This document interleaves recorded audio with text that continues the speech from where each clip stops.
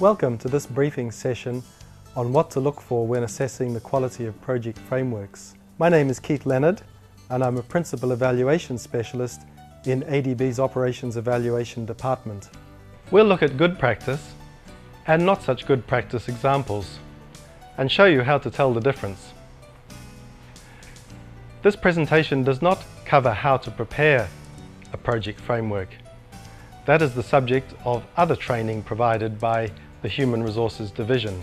However, the process is critical. A good project framework is much more likely to be produced by a good process.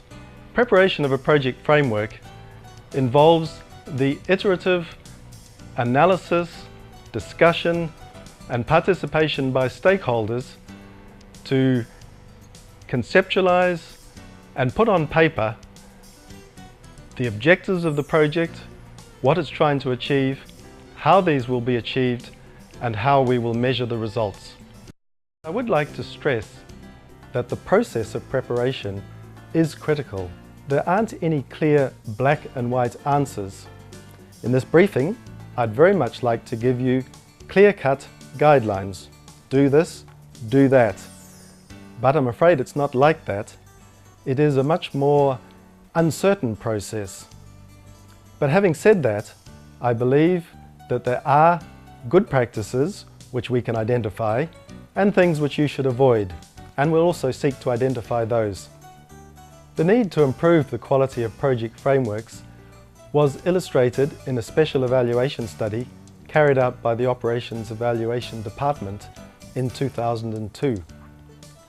This showed that for a sample of project frameworks from approved loans in that year, at the goal level, 80% of statements were deficient, at the purpose level, 70%, and for assumptions and risks, 60% were deficient.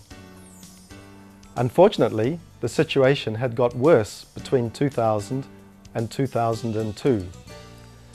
This highlighted the fact that we really need to move to improve the quality of our project frameworks. When do we need a project framework? We need it for all loans, and we now need it for all technical assistance. The requirement to include a TA framework in a project preparatory technical assistant document is new. This came with the approval by the President on the 28th of April this year, 2004, of the Vice President's Project Performance Management System Action Plan. The TA framework required in a PPTA document should be a preliminary and partial framework for the resulting loan. I should emphasize that it is not a framework for the PPTA itself. So it should be developed to the goal and purpose level, but not for the lower levels of outputs, activities, and inputs, as this will be the job of the project preparatory technical assistance itself. There is one situation, though, where a separate TA framework is not required, and that is for a TA which is written up and forms part of the report and recommendation of the President. In this case, the TA outputs, activities, and inputs will be incorporated in the overall project framework.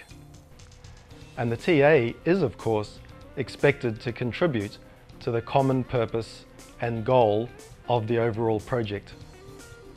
The next point to note is where should the project framework be located in the report and recommendation of the President? The answer is that it should be Appendix 1 of both projects and programs. It is now a requirement that all draft project frameworks circulated for interdepartmental comment be signed by Directors General and Directors.